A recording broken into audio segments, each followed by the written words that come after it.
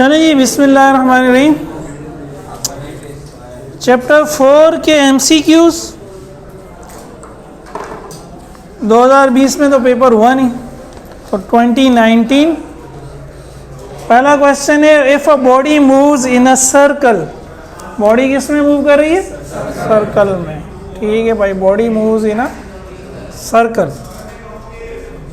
The angle subtended at the centre of circle, centre पे circle बन रहा है और सर्कल के सेंटर पे एंगल बन रहा है। कैसा angle? Arc equals to twice of it radius. Arc जो है रेडियस के ट्वाइस है। आर्क किसको कहा था हमने, याद? नहीं, आर्क रेडियस का ट्वाइस है। रेडियस तो ये रहा ना, ये आर्क था, ये इसको आर्क लेंथ बोला था ना यार। एस ये रेडियस का ट्वाइस है, रेडियस का तो ट्वाइस डबल हो गया। अब बताओ कि एंगल क्या होगा? एंगल क्या होगा? तो हमने एक रिलेशन निकाला था कि S is equals to R theta निकाला था। अब यहाँ से थीटा निकालना है तो क्या हो जाएगा? S upon are. एस कितना है खुद? 2r। तो आर से आर क्या हो गया? कैंसल। ये थीटा आ गया 2। ये 2 क्या होता था? रेडियन में। किस में होता था? अगर हमें आंसर रेडियन में दिया होता तो 2 रेडियन आंसर होता, लेकिन आंसर किस में दिया हुआ है? डिग्रीज में। डिग्रीज में। तो एक रेडियन में कितने डिग्री थे? और एक रेडियन में कितने डिग्री थे यार? यादे माजी अजाब है या रब, छीन ले मुझसे हावजा मेरा बे भाइयों। कुछ दिन पहले ही तो पढ़ा था। 57.3 डिग्री। एक रेडियन में कितने डिग्री थे? 57.3 डिग्री। तो वो रख के मल्टीप्लाई कर दिया, 114.6 आंसर हुआ। सुने मेरी बात, ये जब मैं बोर्ड भर लूंगा आपको लिखने का टाइम दूंगा, समझो। क्या करो? और अपने असाइनमेंट पे टिक ना करो, ये कॉपी में उतारो, घर पे जाके प्रैक्टिस करना कॉपी को बंद करके, फिर देखना आंसर सही निकाला या पहले से आंसर टिक हुआ होगा तो फिर तो मेहनत नहीं करोगे। समझ रहे हो मेरी बात? ये जिस तरह मैं व्हाइट बोर्ड पे लिख रहा हूँ वैसे ही आप कॉपी में लिखते हैं। जहाँ असाइनमेंट पे कुछ नहीं करना आपने, फिर प्रैक्टिस के लिए असाइनमेंट सामने रखना ताकि आपको आंसर पता ना हो। पूरा सॉल्व करना, फिर कॉपी खोल के देखना हमने गलती क्या की है। ठीक है, पहली बात। दूसरी बात यह है कि अगर पेपर MCQs बेस हो गया फिर सोच लें क्या हो रहा है आपके साथ। ठीक है, 30 तारीख को वज़राए तालीम की कॉन्फ्रेंस है। किस तारीख को? तो आप मुसल्ले बिछा लें कि पेपर MCQ बेस ना हो। ठीक है, रट्टा नहीं लगेगा फिर। तो बहरहाल ये आंसर है। ठीक है, इसका ये आंसर है। अगला देखें, अगला सवाल देखें। A projectile is throne upward with a certain velocity. Projectile की बात आ गई। प्रोजेक्टाइल को फेंका है एक वेलोसिटी के साथ। इस time of flight will be minimum if it's launch angle. Time का फॉर्मूला क्या था? Projectile of time of flight क्या था? 2v0 sin theta upon g। तो ये टाइम डिपेंड कर रहा है साइन थीटा पर, क्योंकि थीटा तो अलग कुछ नहीं है यहाँ, साइन थीटा पर। और ऊपर आ रहा है टाइम साइन थीटा के डायरेक्टली प्रोपोर्शनल है। अगर साइन थीटा की वैल्यू ज्यादा होगी तो टाइम ज्यादा होगा, साइन थीटा की वैल्यू कम होगी तो टाइम कम होगा। अब सवाल ये बता दो, साइन थीटा का थीटा से क्या रिलेशन होता है? ये पहले भी पढ़ा था। अगर मैं यहाँ कहूँ कि थीटा और यहाँ मैं कहूँ साइन थीटा, थीटा अगर 0 है तो साइन 0 0 होगा।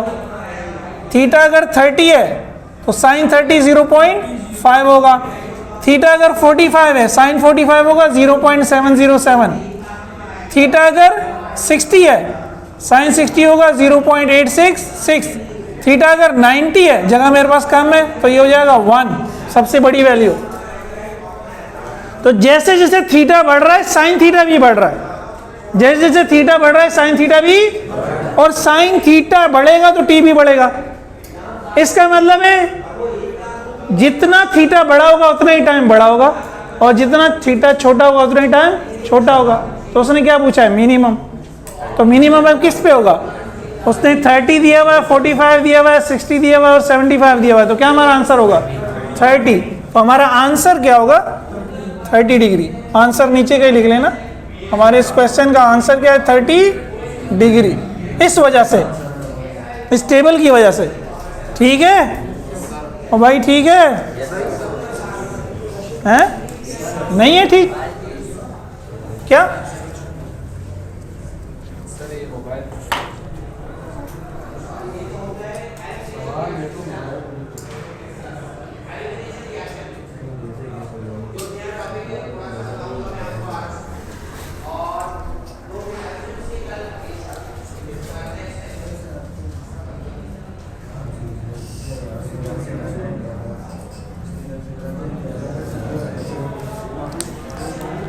तो आंसर हमारा 30 हुआ क्योंकि साइन 30 की वैल्यू मिनिमम होगी, इसलिए टाइम भी मिनिमम होगा। अगला देखिए 2018, the dimension of angular velocity. Angular velocity का नाम क्या है? ओमेगा। इसकी डायमेंशंस क्या होंगी? पहले अगर मैं थीटा की बात कर लूं, थीटा याद है? तुम पीछे बैठो ना। एंगुलर, ये इधर आ जाओ। एंगुलर डिस्प्लेसमेंट था थीटा। थीटा की डायमेंशन मैंने पढ़ाई थी, अगर याद हो, सबकी पढ़ाई थी बल्कि। डायमेंशन क्या होगी इसकी? थीटा की यूनिट क्या थी?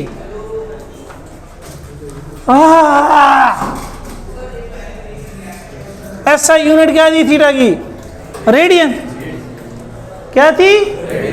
खुदा को मानो यार, मेरे ऊपर रहम करो, कुछ तो याद रख लो, पढ़ लो।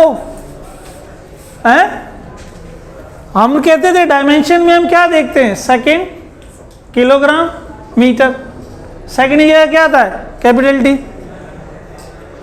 हैं? किलोग्राम की जगह क्या आता है? Capital M. मीटर की जगह क्या आता है? Capital L. ना सेकंड है ना टाइम है, कुछ भी नहीं है। या तो हम कहते थे कि इसकी डायमेंशन कुछ नहीं है, या हम कहते थे तीनों पे पावर 0 कर दो, am not, L not, T not. तो ये तो थीटा की है। अगर थीटा की वो पूछता, एंगुलर डिस्प्लेसमेंट की, अभी उसने पूछा एंगुलर वेलोसिटी की। एंगुलर वेलोसिटी का फॉर्मूला क्या था? Theta upon T. तो अगेन थीटा की यूनिट तो रेडियन है, टाइम की यूनिट सेकंड है। रेडियन की जगह तो कुछ नहीं आएगा, टाइम की जगह टी आएगा। तो कुछ भी नहीं आएगा तो ऊपर 1 तो लगाना पड़ेगा। 1 अपॉन टी क्या हो जाएगा? T inverse. तो ओमेगा एंगुलर वेलोसिटी की डायमेंशन टी इनवर्स है। लेकिन अगेन अगर इस फॉर्म में लिखना है, तीनों साथ लिखने हैं, तो फिर क्या करना पड़ेगा? Am not, L not, T minus 1। ये दिया हुआ है ना। अब अगर ओमेगा की जगह अल्फा हो जाएगा, एग्जाम में कुछ भी पूछ सकता है ना। अगर ओमेगा की जगह अल्फा होगा तो अल्फा की यूनिट क्या होगी? रेडियन पर सेकेंड स्क्वायर। तो ये टी स्क्वायर हो जाएगा, टी माइनस 2 हो जाएगा। इस फॉर्म में दिया हुआ है तो सिर्फ टी माइनस 2 है। और again am not, L not दिया हुआ है तो am not, L not, T minus 2 है। सही है? ये करवाई थी मैंने तीनों। अच्छा चलो आगे आ जाओ। 1-3, a body moving along the circumference of a circle. ये जब आप यूं घूम रहे होते हैं तो इसको मैंने बताया था ना, यही सर्कमफेरेंस होता है। तो बॉडी के आप सर्कल में घूम रहे, ट्रैक में घूम रहा है, ये ट्रैक जो है ये सर्कल का सर्कमफेरेंस है और सेंटर पे एंगल बनता है। तो सर्कमफेरेंस पे आप लीनियर डिस्प्लेसमेंट कवर करते हो और सेंटर पे एंगुलर डिस्प्लेसमेंट। अब पूछे क्या उसने? Complete 2 revolutions. आपने 2 चक्कर लगाए। आपने कितने चक्कर लगाए भाई? ग्राउंड में घूम रहे हैं, बॉडी बना रहे हैं, पता नहीं क्या करते हैं। आप लोग तो घरों में ही रहते हैं, घूमते हैं कि नहीं घूमते?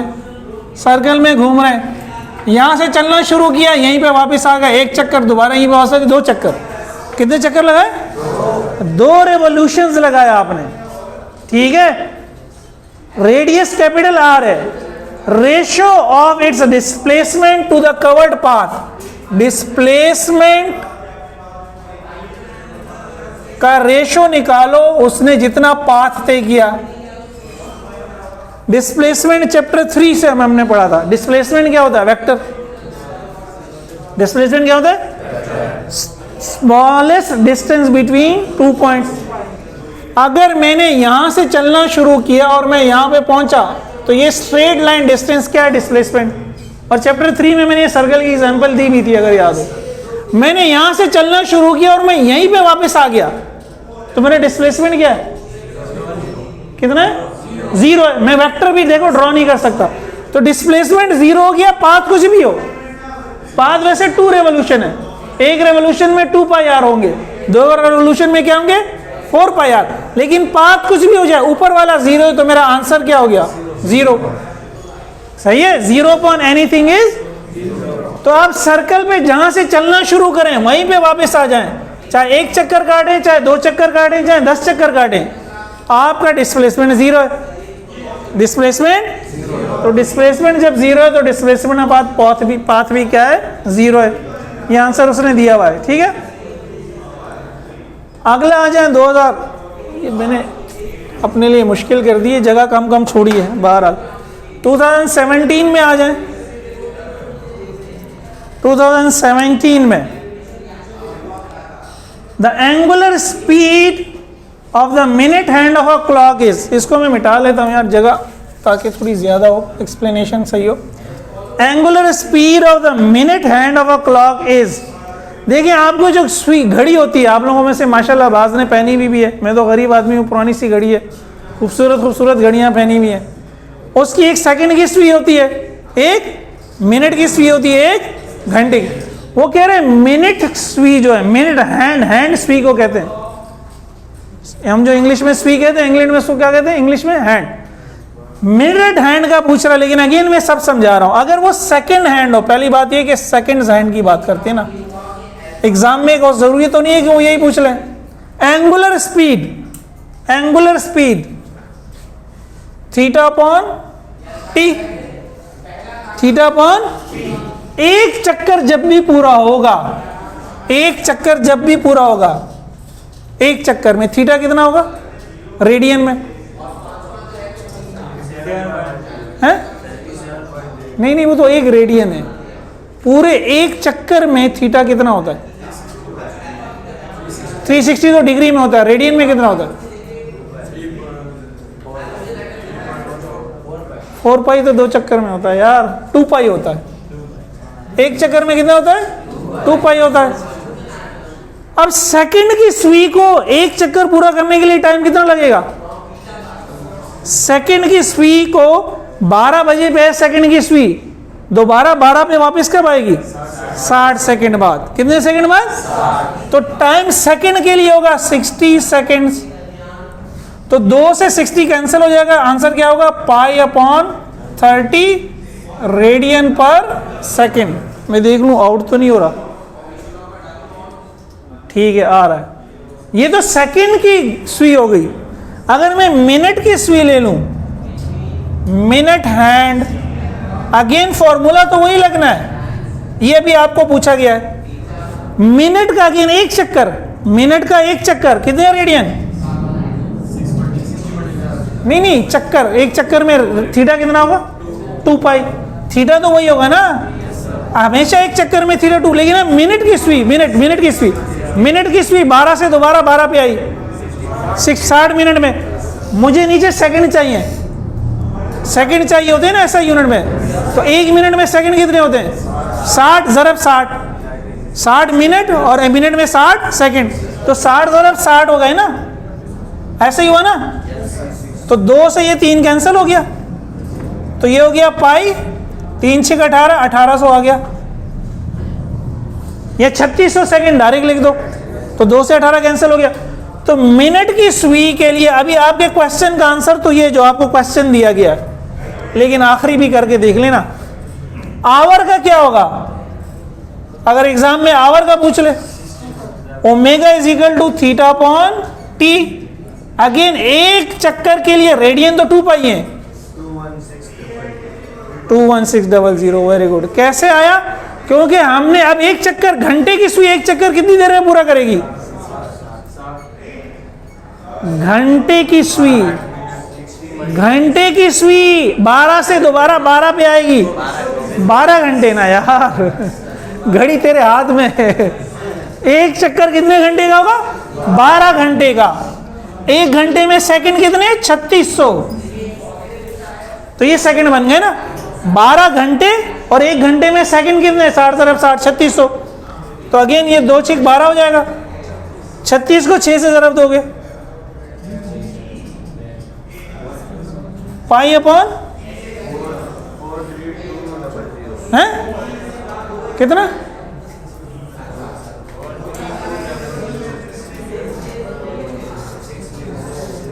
तुमने पहले सही बताया था ना यार, 21,600।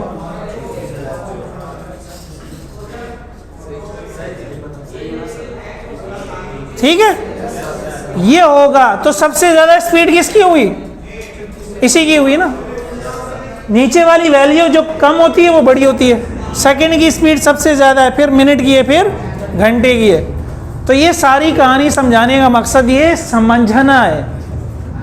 ये रट लोगे तो फिर ये और ये कैसे करोगे?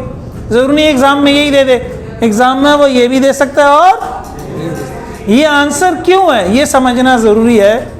ये समझना जरूरी नहीं है कि बस ये आंसर है और रट लो इसको। ठीक है, उतार लो।